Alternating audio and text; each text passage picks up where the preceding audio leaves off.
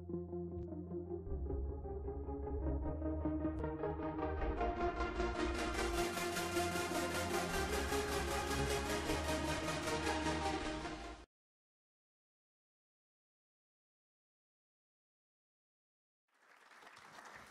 evening, everybody, and thank you very much for being with us. Thank you for showing up in such large numbers. Your Excellencies, ladies and gentlemen, welcome back to the works of the Center for International Relations and Sustainable Development, CIRSD.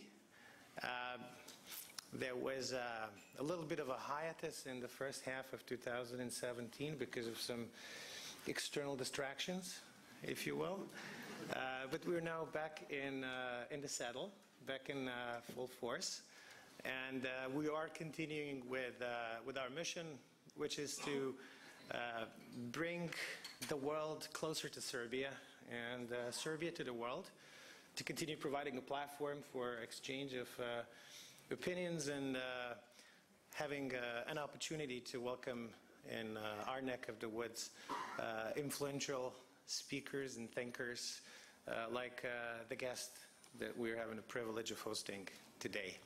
And today with us is Dzordz Fridman. Not the first time that Dzordz is with us in Belgrade as a guest of the CIRSD.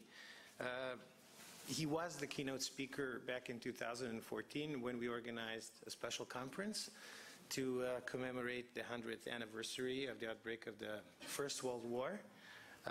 So Dzordz is here for the second time. And he's one of the world's leading geopolitical analysts and strategic thinkers and forecasters.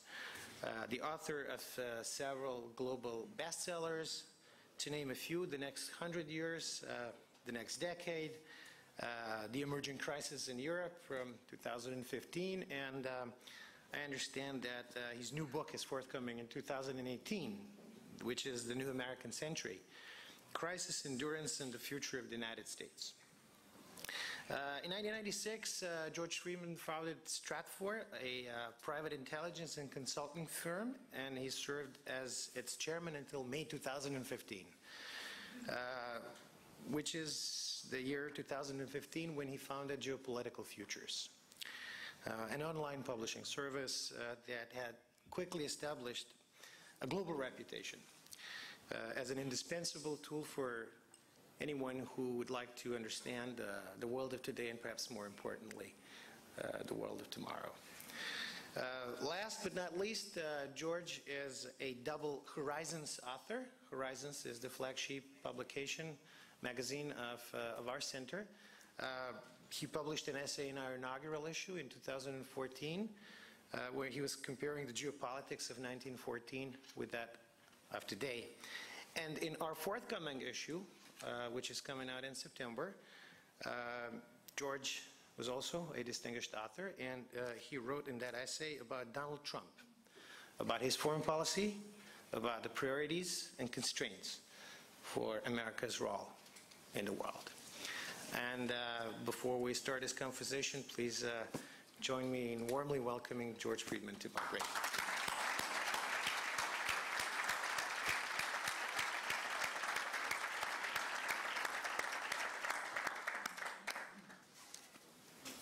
So, if you allow me, Dzordz, let's start with America. Let's start with your own country, the world's most powerful nation, which has been going through some interesting developments over the past year, 6 months as well.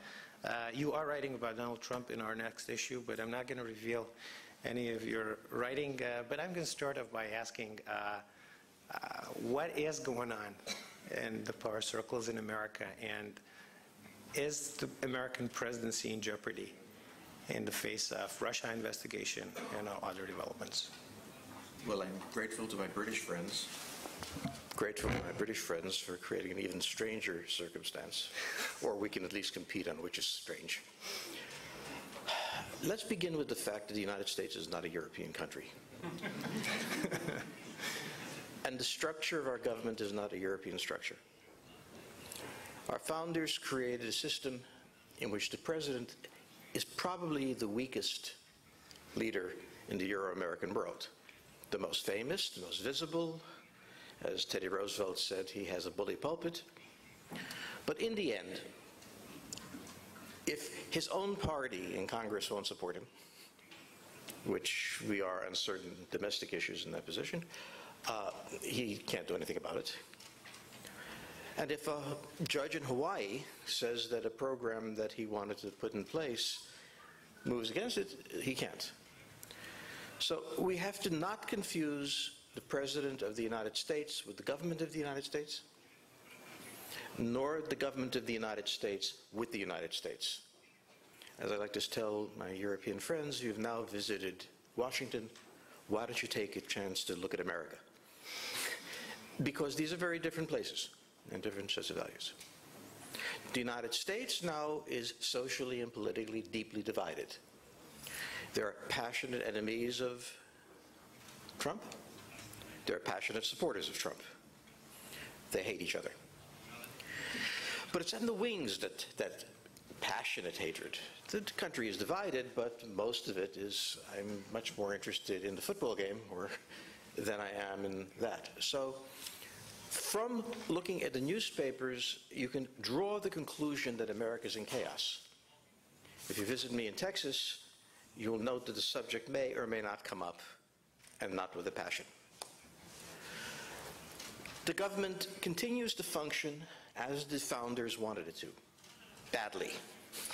The founders did not want an efficient government. They divided into three parts with two houses of Congress, with states and everything, and therefore the process of governing is complex. Add to that we're having an opera right now, howling and carrying on, carried out by both Trump himself and by the Washington Post, which is worth watching just to see how far a newspaper can go. But the country is still there. It is functioning independently. Houston is still pumping out oil, starting to sell it in the world markets. Google is still Googling, and everything else. We must distinguish the political crisis in the United States from the functioning of the government, in turn from the functioning of the country. In terms of foreign policy, there has actually been, aside from various bizarre statements at various points, great continuity in American foreign policy. We continue to want trade adjustments with the Chinese. This was the policy of the Obama administration. Of the Bush administration, this has been a long-standing issue. We continue to be engaged in the Middle East, perhaps changing some of the form, but that is still happening. We continue to support sanctions against the Russians. We continue to build up forces in Poland. We continue to build up forces in Romania. General Mattis was in Lithuania recently. So when you step back from all of the yelling, there are new issues on the horizon. We can talk about Korea and so on. But when you step aside from that, the really marked thing is the divergence between the rhetoric of the president and the people who oppose him and the realities on the ground. Our foreign policy has remained intact, including the idea that we want the Europeans to participate in NATO. This has been a position of Barack Obama, whose own relations with Germany were not particularly good. There is, in foreign policy, more continuity. And so I think this kind of crisis could tear apart a parliamentary system. But in the United States, also undergirding all of this is the apparatchiks, the people who operate several levels below in every department, who, barring any systematic order, will continue to do so. But there were some expectations here in this part of the world that Donald Trump is going to try and change an equation of a Russian-American relationship So do you think that under his administration, or in this whole context that you had just described, America slowly, or if at all, changing its means and ways in foreign policy, do you think that there is a way of America and Russia working together in the near future, or do you expect further frictions and deterioration of the relationship? Well, I never understand what it means when you talk about countries working together. We have interests, we diverge, and so on. So if he had any intention of shifting the relationship with Russia, that's now gone. The Russians took care of that. If they involved themselves in some sort of operation to subvert Trump, it was revealed, and it blew up. You mean to support Trump? To support Trump, to bring him into office because there was some understanding. If, on the other hand, they had nothing to do with it, they were very clumsy in the way they expressed themselves, not nearly convincing enough. But in either case, a great deal of American foreign policy is, I think, I'm not in the government, I'm not in a closed room, I have no idea, but I have a sense, looking at it, is being carried out by General Mattis, Secretary Mattis. Secretary Mattis has certain interests. Those are particularly the places where we're fighting or might fight. His decision, with presidential approval or not, I don't know, to go to Lithuania was a signal to the Russians that our position was not changing. So whatever the perception, expectation of the Russians was that he was going to change it, I think he's lost the political room to maneuver. He doesn't have the capability of doing it. I'm not sure he ever really wanted to. But at any rate, the Republicans would rise against him, the Democrats would rise against him. There would be investigations all over the place. The last thing that the president right now needs is to be kind to the Russians. And what that practically means in the context of Ukraine, for example? Ukraine is now a frozen conflict. Both sides have achieved something they wanted to have. The Russians were appalled at the events of 2014 because they saw Ukraine as a critical buffer, which in the hands of the Western, if NATO deployed into there, any of this, would leave Russia in a seriously bad position.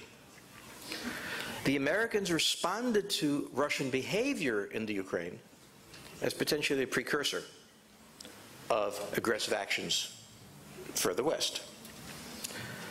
What we have now is essentially an agreement for the neutralization of Ukraine from a military standpoint. The Russians accept that the Ukrainian government may go in any direction it wants from a domestic economic point of view. They are not going to go farther than they have in supporting the Eastern Rising, which failed anyway. The Americans are very clear that they're not going to deploy major forces in the Ukraine. We can't, they can't. So what we have is a situation where, so long as nobody tries to reach a comprehensive agreement, we have what we want. It's a frozen conflict, basically. But it's more important than that.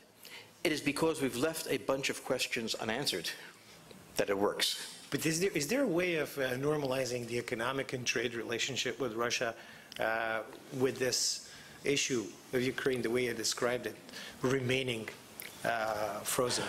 A great deal of that, the sanctions,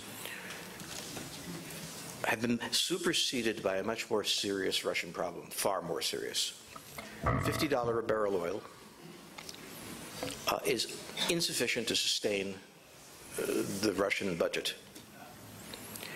They have tried with the Saudis to raise the price. They have failed, in part because there is so much oil in the United States that the price naturally goes down, in part because the world is in stagnation economically and the demand for oil is low, and in part because the United States has now become a net exporter. So the world in which they plan their budget no longer works. They are trying very hard to figure out how to manage their system. And so for the Russians, the sanctions are a side issue at this point. They have much more fundamental questions. While the Russians are facing this crisis, okay, They will make gestures in various ways directed at their own population to convince them that the Russian government is still functioning, it is a great power, to build the morale. We must be very cautious not to overreact to those gestures. But also, at the moment, time is on our side with the Russians. Can we cooperate? Sure. The Russians have to come forward and set some proposals for what they want, things that are within our doing. I don't think there is a consensus between Russia and the Europeans and the European Union of what we want. So right now, I mean, there's sometimes the best thing to do with the conflict is let it go. So speaking about Europeans, you just mentioned them. Donald Trump came back from his first visit to Europe, and it wasn't universally regarded as a complete success by European allies, some of them at least. I rather liked it. Yeah. It was an interesting visit, and there were several moments that were captured by media, which some people considered priceless. But to be strategic about this, after the leader of the most powerful European country, Angela Merkel, says something along the lines, "We are now on our own. We have to find our own way." Sounds dramatic. That's perhaps part of the electoral rhetorics in the German political calendar, or not. But how do you see the relationship between United States and Europe, well, I think and its reflections on the future of NATO? I think the fact that Angela Merkel said Europe must rely on itself makes this relationship actually possible. Because the American charge, which is not new to Trump, which goes back a long way, this goes like this. Europe now has the same GDP as the United States. The ratio of forces act like it's 1955. If there is going to be an alliance, the burden must be shared. Now, this has actually been American policy, not so operatically revealed as Trump did. But one of the things that was very funny to me is that I think Merkel thought that this would offend us. The idea that the Europeans will take responsibility for their own defense. This is what we have been asking for. This NATO relationship needs redefinition. The United States today has a war going in the Middle East, 16 years, good or bad. We have a crisis brewing in Korea. We also have a somewhat lonely outpost on the east in Romania and Poland. From the American point of view, these are the political realities in which we live, the military realities. It is not clear to us how NATO addresses this question. So we have our interests. The Europeans want NATO to remain focused on the basic principles that are outlined. It is there for defense against a Soviet assault. There's Article 5. It was invoked by the United States during Afghanistan. We received some help from the Europeans, some as much as they could, others far less than they could. When I worked at SHAPE Technical Center in NATO as a young child, we sat with the Germans, we sat with the Italians, we sat with the Belgians, and each of us understood what our country's mission was. Each of us understood what resources were being devoted, and we also understood the circumstances under which that would happen. There is no longer that consensus. I've not been in SHAPE Technical Center for a long time, but I will guess that there is many important subjects being swept under the rug. We speak of Euro-American civilization, and I take that very seriously. This alliance was formed in the early 1950s. It is now more than half a century old. The world has transformed. If we want a military alliance within the Euro-American civilization, then we must define it in terms of what the world is now. And I won't run through the differences, but the Soviet Union collapsed. We can start with that. So I think the real issue between both sides is the Americans have the will to have this discussion. The Europeans don't want to have that will because it would cause them to engage in military activities they really don't want to engage in, and it's not in their interest. And I think Donald Trump's one virtue, and he doesn't have many, but he has this one: he will slam the issue on the table. And I rather liked, the response. The idea that Europe will now be responsible for its own defense is exactly what the American position has been. Now, that means go build tanks, go do this. I don't care about 2%. I believe in armored formations. Well, that's a very interesting point of view, the fact that actually Merkel said what America wanted to hear. That's what I wanted to hear. I don't speak for America. That's a very interesting angle. But speaking about Europe, Europe obviously is a very big topic here in the Balkans, and there's been a push on behalf of Serbia for the past, I'd say, 15, 16, 17 years to join the European Union. But now we see some crucial developments, and some call it crisis, and some call it multiple crises in the European space. Brexit and the Euro crisis, and the refugee crisis, and how it shaped up the European political architecture and landscape. What is you're a great forecaster. What's your forecast for Europe? Near term and midterm, say. But you have to begin by taking a look at the massive difference between the Europe we spoke of 10 years ago and what we face now. The delta, the change in the issues is dramatic and stunning. And it does not seem to me that the process that took us here is slowing down. Europe has three components, the European Union. Let's not confuse that with Europe. The European Union has three components. One is the free trade zone. Germany is at the center of the free trade zone. It exports 50% of its GDP. The fourth largest economy in the world depends on exports for 50% of its GDP. At the center of NAFTA is the United States, a net importer. How does a free trade zone operate with a group of countries of various ranges of development, various cultures, various types, when one country is so dependent on that free trade zone? The second thing is the euro. How do we price the euro? How does the European Central Bank price it? Well, by the net total of the European economy, its interest. But Germany outweighs this massively as this fourth, and so it always winds up in a situation that it's priced to maximize, to deal with two fears of the Germans. One is inflation and unemployment. The other is to make certain that exports can go on. This means that other countries may have suboptimally priced. Now, Eastern Europe has done very well. I think one of the reasons was it's not in the Eurozone mostly, except for Slovakia, for reasons I don't understand. But they have done, look at the numbers coming out of Romania, look at the numbers coming out of Eastern Europe, and it's really a startling difference. The third thing is Brussels. So Brussels issues decisions.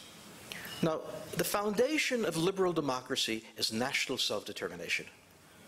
Without national self-determination, all the other rights and everything don't function. And the heart of national self-determination is accountability. There are many different nations. Who will you be accountable to? Giving the best credit to all of the technocrats in Brussels, who do they answer to? They answer to a very complex entity, and frequently the voices aren't heard. A free trade zone, even with Germany in the position it is, made a great deal of sense. That could work. Comparing NAFTA to what happened, we had much fewer countries. We didn't try to create a super government, and we didn't try to peg the peso and the dollar together. So Europe was an enormously ambitious undertaking, which now faces the fact that there's a reason there are nations, and it's very hard to calibrate. How do you calibrate this entity? And the simplest way that I would put it is, it's been 9 years since 2008, and Southern Europe still has catastrophic unemployment rates. Okay? When I speak to the Europeans, they're saying I have to be patient. To which my answer is, I don't have to be anything. I live in Texas. I don't have to be patient. The European countries have to be patient. And along the periphery, there is a process that's been going on slowly in 10 years. Brexit was part of it. It is not a hatred of Europe. It is trying to find how they position themselves in this incredibly complex system of which they don't really have control.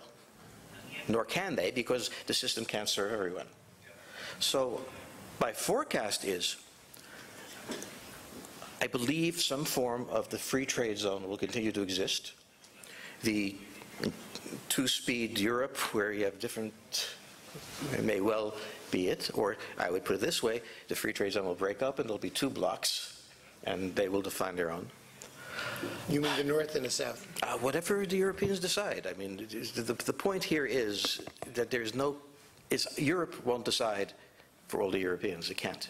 The second thing is, I don't know how you back out of the euro.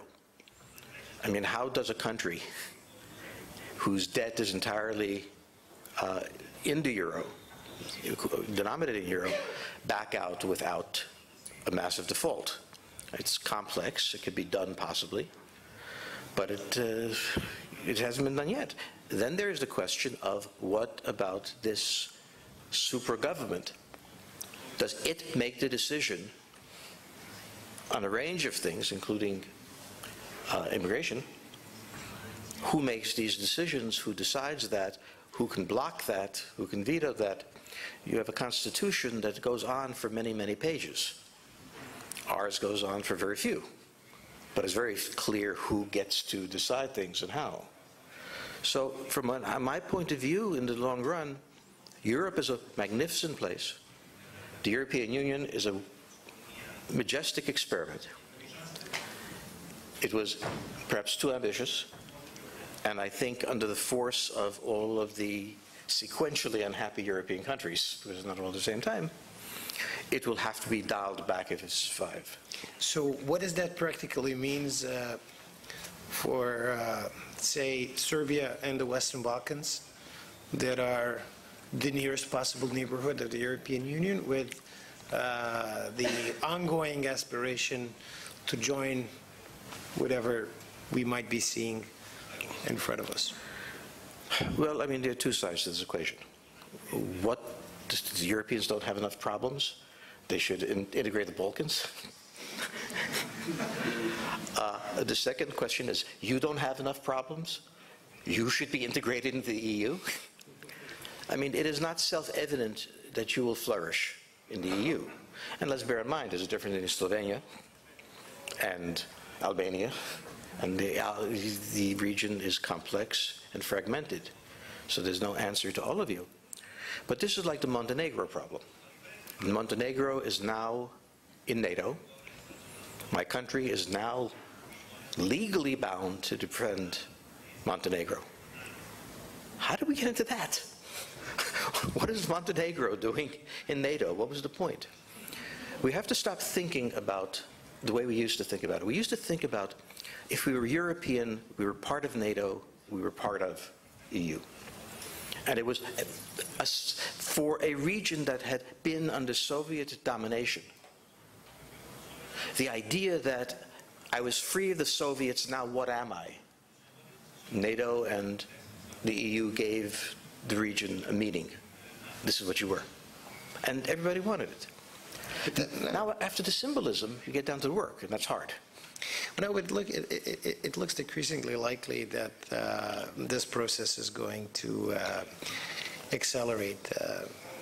And what we currently have in Serbia is a departure from, that's my opinion, is a departure from European standards and some of the basic values that bounded together the European Union, the rule of law and the freedom of speech included. Now, in this vacuous situation politically and institutionally, we see, like in other parts of the European continent, resurgences of political populism. And in the Balkans, this is something that has rarely, if ever, ended well. And here in this country, we are particularly concerned about the reviving of prospects of so-called Greater Albania, which is now being loudly championed by certain Albanian leaders throughout the ethnic Albanian space across various countries. What do you make out of it, and should we be worried about it? Well, I would look at it two ways. When I was in Romania, Hungary, Poland, I was very surprised because up to this point, the conversation has always been about Russia. They had been obsessed with Russia and so on. This time there was an undertone of something else, Turkey. The question of whether Turkey represents it. And it's been particularly focused on the Balkans. You know, what is happening in the Balkans? How do we manage the Balkans and so on? So the first thing is that Albania should be looked at in the Turkish context. I have not reached any conclusion of whether Turkey at this point is in a position to be influencing the Balkans seriously, but other countries are thinking about it. If that's true, then it becomes a European problem. It becomes a European problem if Albania is under Turkish influence and Turkey intends something that we can't anticipate and so on. Outside of that, I think there's a broader question that really has to be answered. The time since the collapse of Yugoslavia has not been, in general, a happy time for the Balkans. It has had a terrible war. It has had to recover from this terrible war, and now it's searching for itself. I think integrating yourself in the EU would cause complexities that you should expect, and as the man who should have been, in my opinion, head of the UN, Secretary General, you should be prudent in what you do, okay? I think what used to be a no-brainer is no longer a no-brainer. I am much more interested in the impossible, a federation of the Balkans, where countries don't like each other, get together and understand that if there's going to be a bloc here, it has to be a bloc of relatively equals pursuing relative equal interests. Now, you raised the question of populism. And with the question of populism comes the question of nationalism, and that in the Balkans has always been just beneath the surface. But if the Balkans becomes another cockpit of suspicion, what the Albanians are doing, what the Croatians are doing, and so on, no outside power can handle this. Now, I see no movement toward this, and I think the entire discussion of Europe is an attempt to evade the problem. You don't solve yourself in Europe. You solve yourself by recognizing that one of the best times in your history was when you were Yugoslavia, regardless of the oppressive communist regime, or not oppressive, or whatever, that you have things in common, and those things in common are of mutual benefit.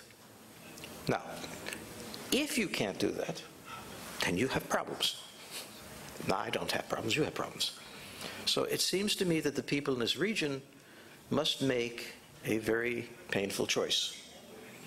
I'm Hungarian, and my mother raised me to hate all Romanians who had stolen Hungary and spoiled it. I've managed to overcome this. She's my mother, I loved her, but that's silly. Okay?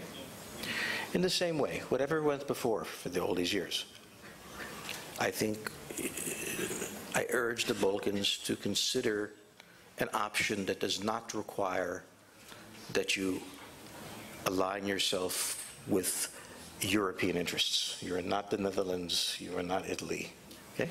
And you have common interests, and I don't expect you to do this, and I'm not a policymaker, so I certainly don't forecast it. That's a very, very, very interesting view. I'm sure that there are going to be some follow-up questions on this from the audience, but you did mention Turkey and the role of Turkey. So what do you make out of the future trajectory of Turkey under the new, I'd say, enhanced leadership of the president, and its quite a singular role that it plays in the Middle East, but more in the Balkan context? Turkey is going to be the major regional power because of its geography, its population, and a range of other things. It has gone through a terrible time now, and it is easy to write Turkey off. I would remind everybody that the United States in 1865 had gone through a civil war of 600,000 dead. 35 years later, we produced half of the manufactured goods in the world. In other words, do not assume that instability always means collapse. What I think has happened in Turkey is Erdogan forcing a kind of national recognition that there is a secular heartland in Istanbul. It is also a Muslim country. Ataturk's solution, which was it would be a civilian country, it would be a country that military reinforced its basic principles by intervening, that's unsustainable. So they have some very hard work to do. But they sit at a table now with the Russians and the Americans, not quite unequal, but quite difficult. They have interests, they pursue them. They're very cautious not to do the things the United States wants them to do. They are prepared to tell the Russians to back off. As we go forward, we should remember that when the Arab world, if I could put it that way, was pacified, one of the periods was the Ottoman Empire. The Arabs do not remember it happily, but the Ottomans were effective. The Black Sea was once an Ottoman sea, and Crimea was occupied by them. The Balkans, all the way up to Vienna and Budapest. That same country is there again. Now, will it achieve that sort of thing? Not very quickly, not very easily, but it is the indispensable country. We Americans like to call the United States the indispensable country. I never understand what it means, but we like to say that.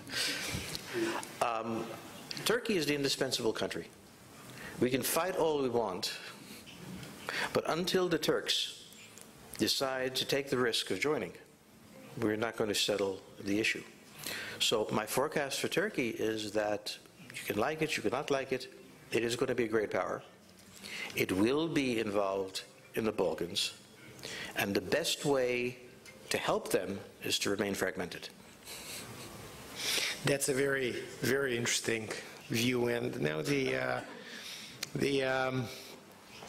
next, I would say, logical flight of questions, having spoken about Turkey, would be the Middle East and the ongoing deterioration of the Sykes-Picot agreement, and currently there seems to be a great crisis in the Gulf going on with the Qatar blockade. But before I swing to the Middle East, I wanted to raise one of the issues that you spoke of recently, and I was personally surprised when I read your about your thinking, and that's to do with the Far East, and that is to do with the Korean Peninsula.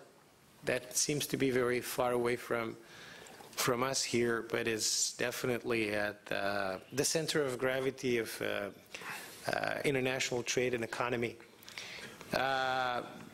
there've always been tensions and problems with the North Korean leadership, but recently there seemed to be quite a, I'd say, dangerous dynamics, and with the American administration, with Donald Trump's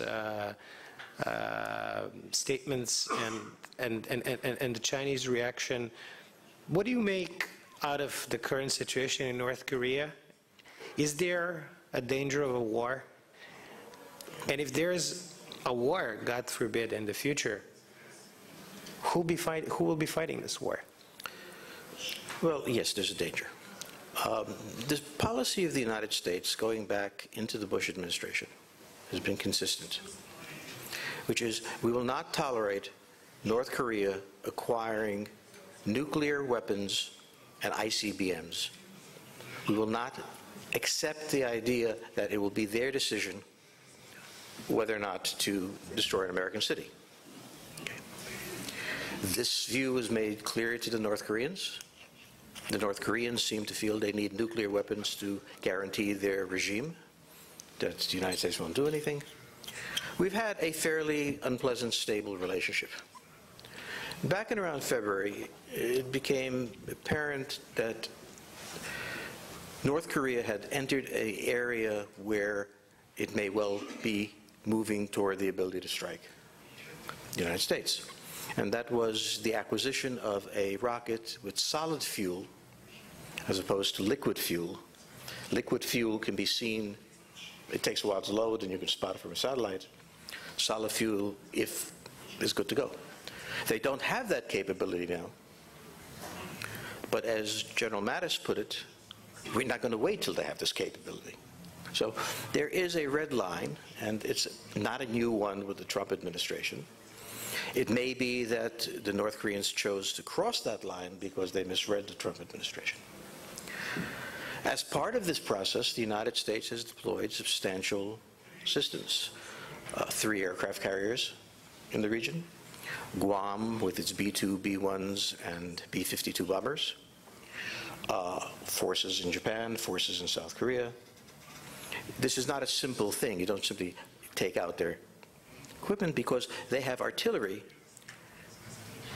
that has all of Seoul in reach.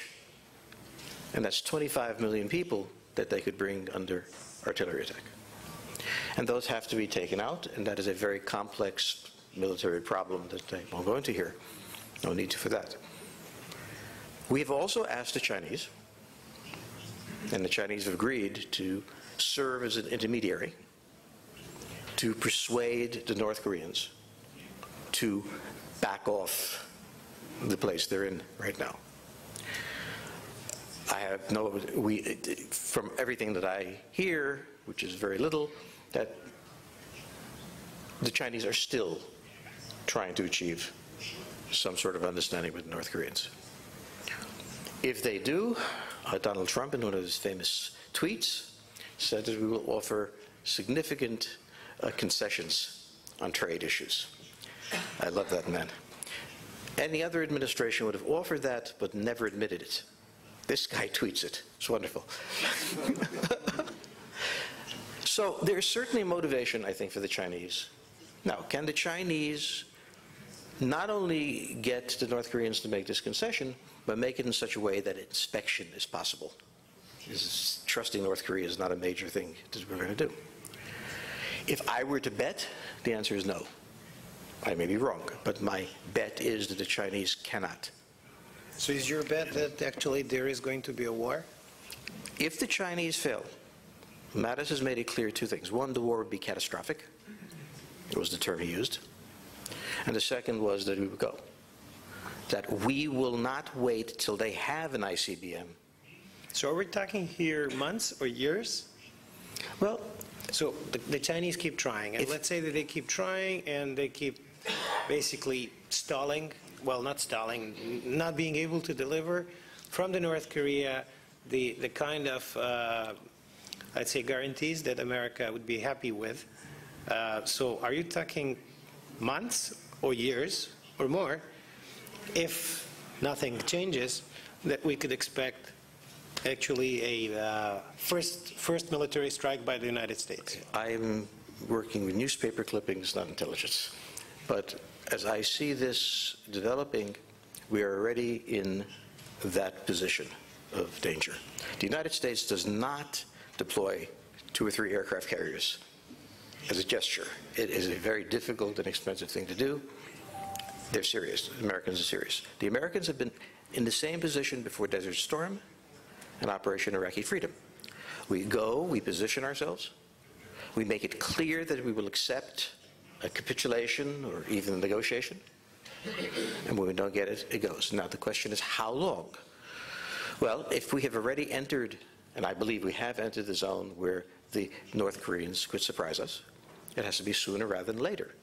Nothing will be a more unpleasant surprise than to discover that we underestimated their abilities.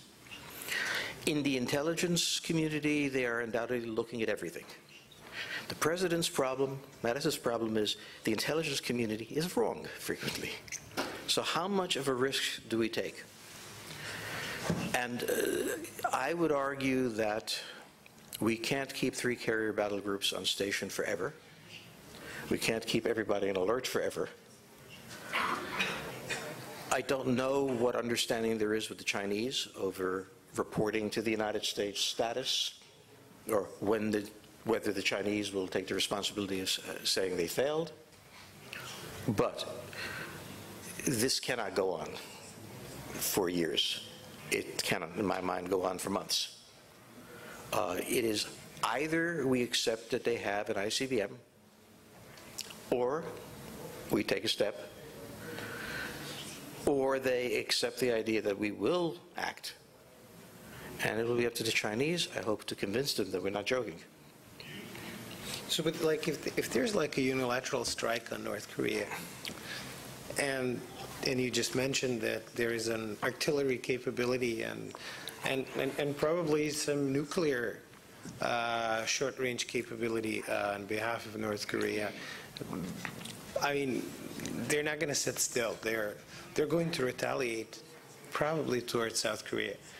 Are we then looking into a conflict of global proportions in case Chinese fail to deliver the guarantees? I don't see global proportions. It's the U.S. against Korea. But look, I mean, the war begins, if I'll guess, with attacks on the artillery positions. Now, the artillery positions, unfortunately, are protected very well by anti-aircraft systems, including the equivalent of the Russian S-300, which means that our bombers would all be in danger from those. So the first thing we have to do is take out the air defense system.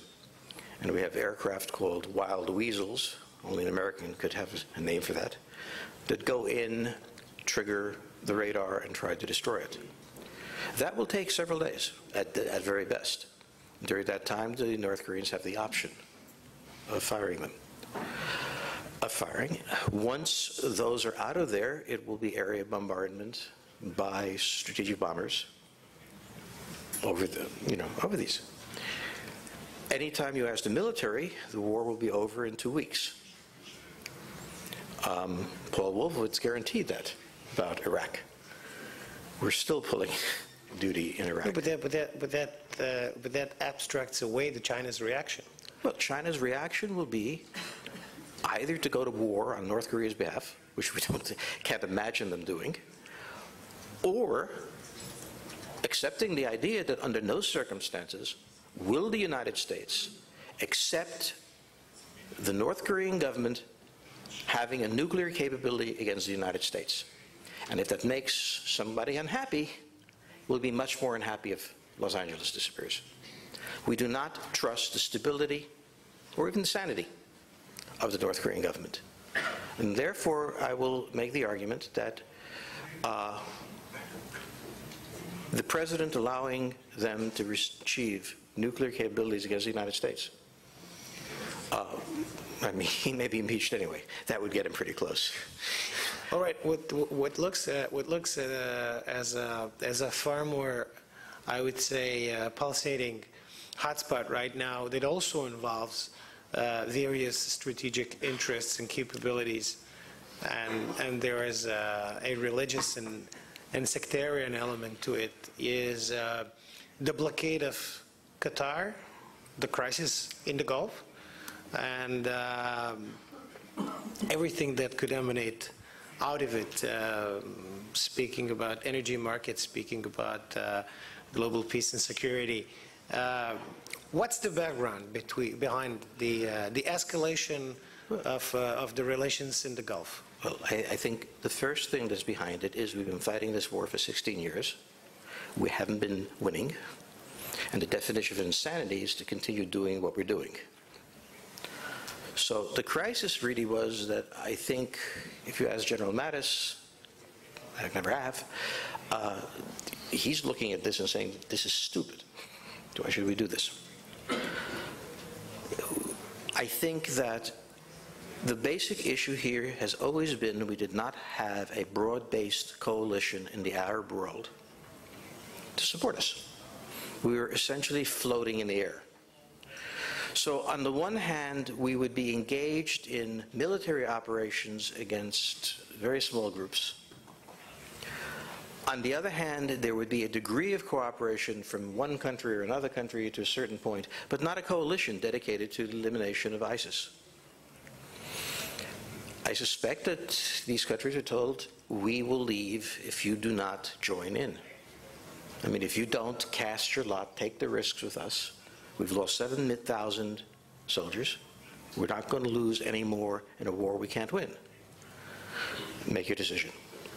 Now, I think what emerged from this, it was partly delivered, I suspect, by the President, was a realization that Saudi Arabia may well face ISIS alone without the United States taking responsibility for defending it. So this was, I think, a sobering thought for many of these countries. Okay. I'm not sure what it had to do with Qatar. According to what I read in the newspaper, Qatar was signaled out by the United States as having supported ISIS and also in some way having supported Iran. I don't, however, see this, I would think that Qatar sees this as a particular crisis about them. I see this as part of a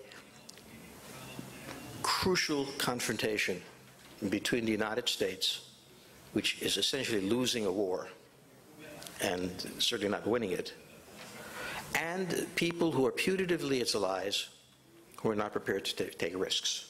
But you're speaking from really American perspective. Mm-hmm. If you go and talk to the people in the Middle East and go throughout the Arab world, and if you ask them a question like, who is the greater danger to peace and stability? Is it ISIS and its offshoots, or is it perhaps Iran?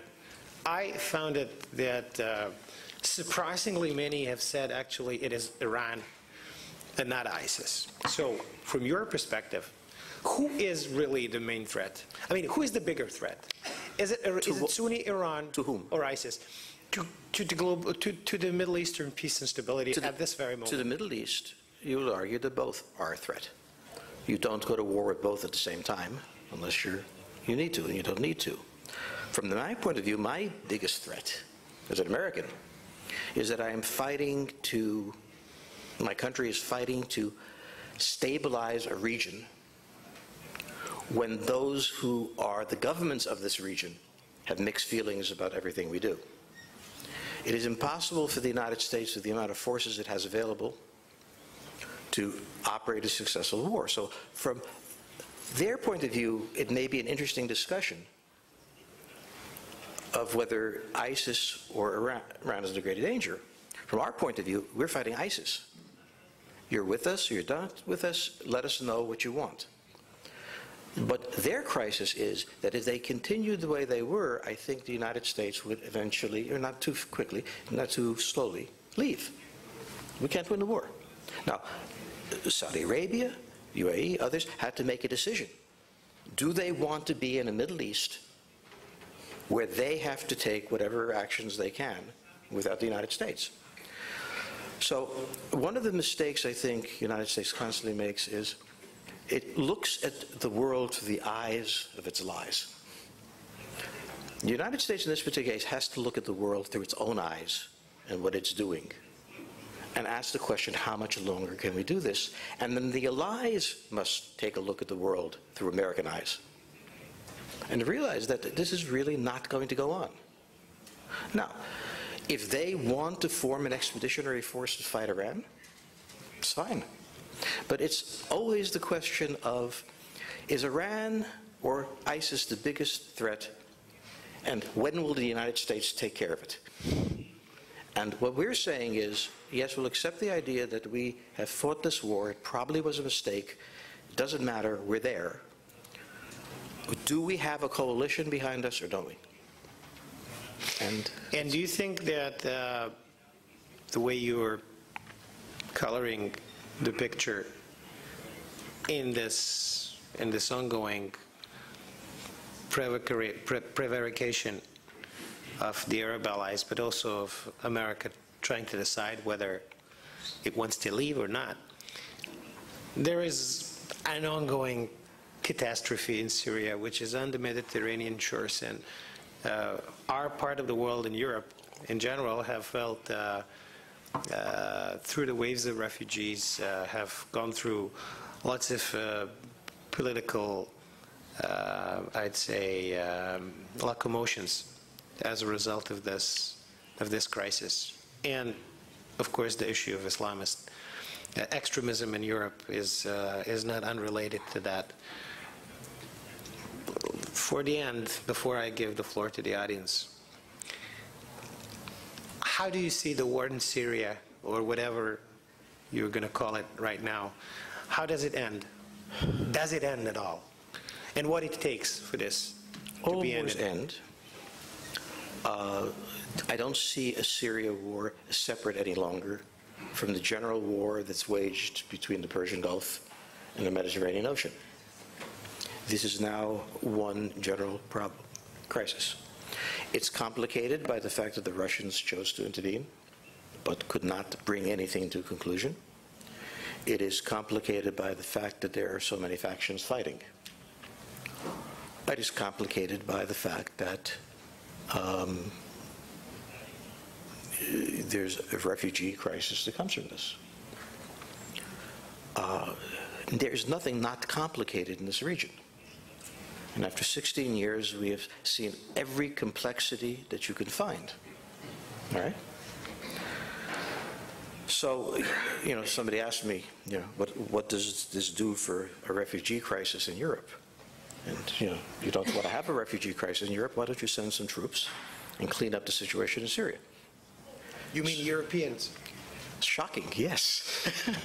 They don't want to see. Look, the point I'm making here is that the United States, regardless who had won the presidency, would be recalibrating its position in the world. We're overextended, we're engaged in endless conflicts in the Middle East. We have crises emerging at various points that we didn't want and didn't expect. And from the American point of view, we feel quite alone coping with this. We'll cope with it. But then the world expects us to take them into consideration. Well, I had my daughter spend 2 tours in Iraq with the 1st Cavalry Division as an intelligence officer. My son's in the Air Force. I take very personally the fact that we're alone. So this is not meant to be America, the cowboy, or anything else. We're losing this war. We need help or we won't win. We're not going to stay there and lose any more people. Very personal stuff, what people we're talking about. Okay? So we're not going to do that. Now, given the fact that our only alternative is to leave, who will help us? So when I look at the Europeans and I say, you mean the Europeans? Yes. Our allies. Who are our allies? Who are our friends? Who share the burden? What I think happened in the Middle East was a coalition that sort of pledged to share the burden. The gutter issue, I think I don't understand nearly well enough to have any opinion on what really happened there and why that was selected. But I can say that from the American point of view, this was a remarkable show of Arab unity, and we welcomed it. Now, let them also do something. Well, I'm not seeing imminent moves in Europe when it comes to being prepared to Nor I. to make a stronger security and military contribution to the completion of the hostilities in Syria, or cessation of hostilities in Syria. But we opened up so many questions and issues, and we tried to look at the whole world. There are some 20 more minutes left according to our initial schedule, and our usual way of ending conversations with a distinguished guest is to allow audience to ask questions. So allow me to be the moderator of that too. Are there any questions for our distinguished guests? No, I'm going home. There is one question, and then over there. Mr. Ambassador. Ambassador of Ukraine. Thank you. Does it work? Yes. Alexander Alexandrovich, Ambassador of Ukraine. Thank you so much, George and Vuk, for the excellent presentation. Indeed, you covered the whole world, but you took each problem individually in each separate region. My question is, what happens if, for example, this autumn, by accident or by design, all these problems converge? In North Korea, in the Middle East, with the Russian exercise in Belarus, with Germany in the middle of the elections. How can we cope with all of them at the same time? And can the United States take the lead? We can't cope with all that at the same time. We won't cope with it. So the question will be to the government of Ukraine, what do you propose? We're open. Look, the United States is an overwhelming power. It is not an omnipotent power. It cannot solve every problem, relieving the world for the responsibility of engaging. To converge all these things also requires a force on the other side who is capable of doing that. The obvious candidate for this is Russia, who I don't see as nearly that competent. Russia failed to prevent the loss of Ukraine from its sphere of influence. There is kind of an idea that Russia has unique covert capabilities, and that was probably true under Stalin, but it's been a long time since Stalin. There is no force that can coordinate all of these entities together and be invisible.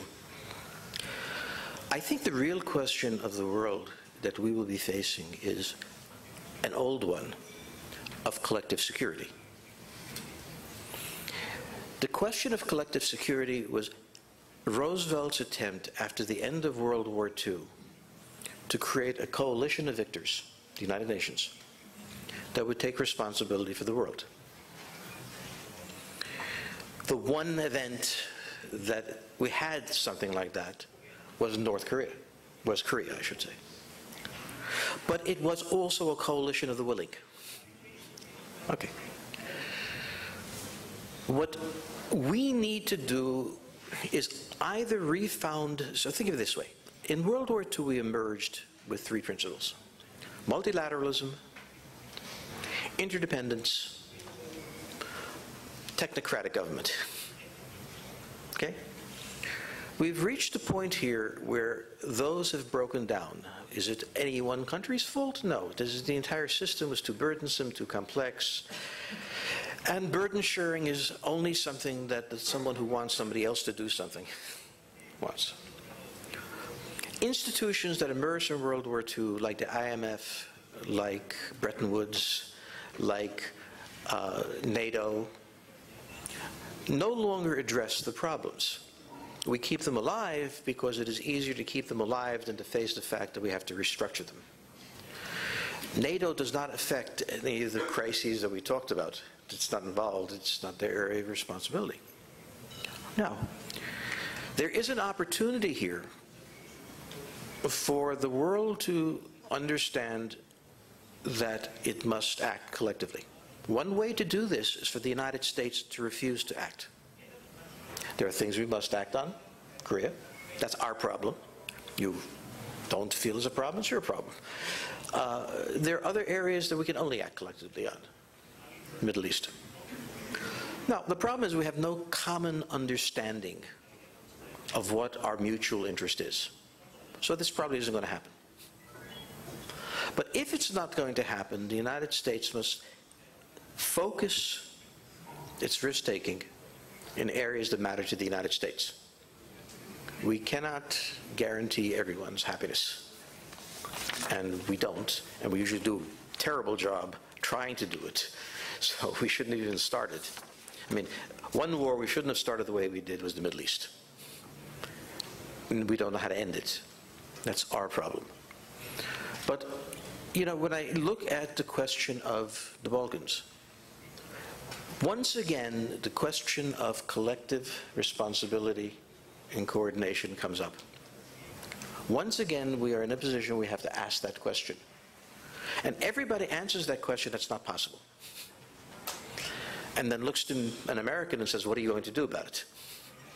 So I think the challenge to all of us in this room is, if we really believe that the United States should not be the imperialist giant, and I'm for that, let us consider how we do this collectively.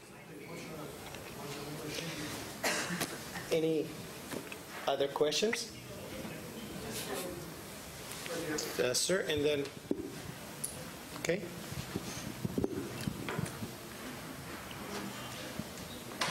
Microphone for the gentleman.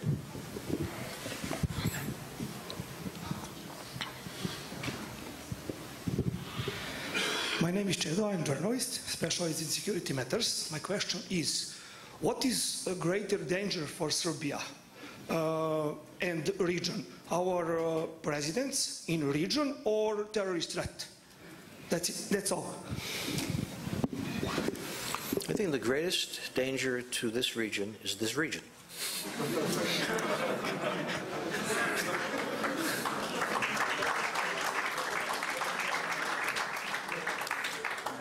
Terrorism is a problem, and I certainly can't minimize it, but it's so far not an existential threat. We will live through that. There are some threats that we may not live through, but the whole question is, what do we owe each other? So, as you finish it, I will go back to the point that I'm making on the Balkans. If you're your own worst threat, you're your own solution. There was another question from there. Hello. Thank you for coming to Belgrade, Mr. Fridman, and also Mr. Jeremic, thank you for inviting Mr. Fridman. I have two questions. One is about Kosovo. I would like to know, do you see any gains that Serbia can get from Trump's presidency regarding Kosovo? And second question is, where do you see Serbia in 10 years from now? Whether it would be part of western part of the influence, or a Russian, or somewhere in between. Thank you very much. If you are thinking, let me just answer the first question, the second question first. Where you will be right here. And right to the north of you is Romania. And to the north of Romania is Hungary. And to the north of Hungary is Poland. And this is the most vibrant region in Europe right now. And I believe that it is the heartland of Europe for the next 2 generations. Because I see Germany and the Netherlands have reached the peak, if you will. How much better can you get given the circumstances? The creativity of this region, the intellectual capabilities of its citizens, the high level of education, coupled by the fact that I can hire an Estonian cheap for doing my IT work. This is the region that's alive with possibility. You see yourself as separate from Eastern Europe. I see you as the southern extension of Eastern Europe. In Eastern Europe, there are all sorts of things getting in the way of cooperation. I mentioned one, the Hungarian question of Romania. When they asked me what the United States will do, and I said, I can tell you from the bottom of my heart, the United States doesn't care. Leave me alone. And that takes care of my Kosovo question. What I am saying here is, you are not part of Austria. You are not part of Central Europe. You are part of Eastern Europe, and that makes you very fortunate. Because in Serbia, in Croatia, in Slovenia, you have an incredible pool of intellectual talent. I know of no other place in the world that I can buy knowledge at such a low cost. Now, this is not criticizing you. I like you having a very low cost. But soon, you will not have such a low cost. And that will build you. No amount of government work, no amount of coalition building in Europe is going to take the place of the fact that this is the region that is alive with minds. Now, if you stop thinking in terms of your last war, which wasn't very good, and I'd skip it if I were you, and start thinking about how do you free up those minds that are here in Serbia, how do you link into the networks of business to your north? I mean, here you have, I think, the solution that's crying out for you. And the only thing that can stand in your way is you. I mean, if you insist on one way I would put it is this. In the United States, we worry about Mexico. Somebody comes to me and offers me business from Mexico that I can make a lot of money on. I'll live with Mexico. It is amazing what success does to nationalism. So I would really ask you to take a look at yourselves. Who are you like? You're more like Romania, in my eyes, or Hungary, or these countries, than you are like Austria or Italy or those countries. So I would ask you to look at yourselves in that context and begin demanding the institutional opportunities that should be yours.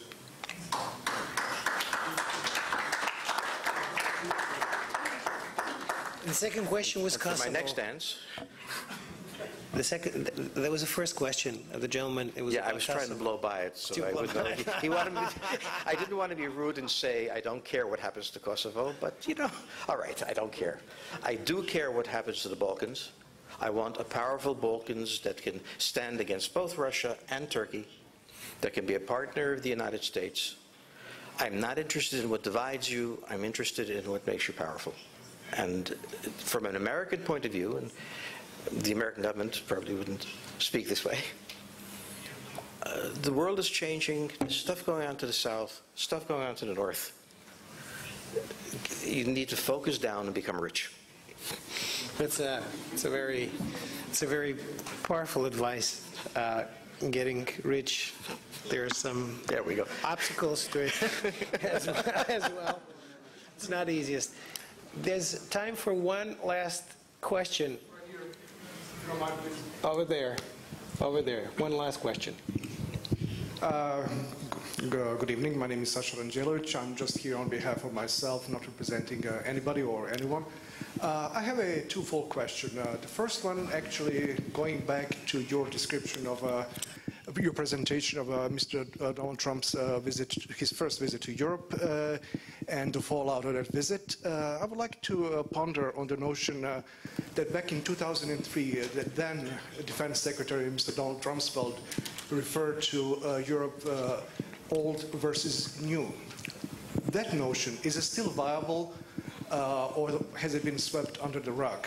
And the second part of my question actually deals with the conflict in Syria. Do you believe that the Russian involvement in Syria is a revenge for the abysmal defeat of its of the then Soviet technology back in 1967 by the IDF?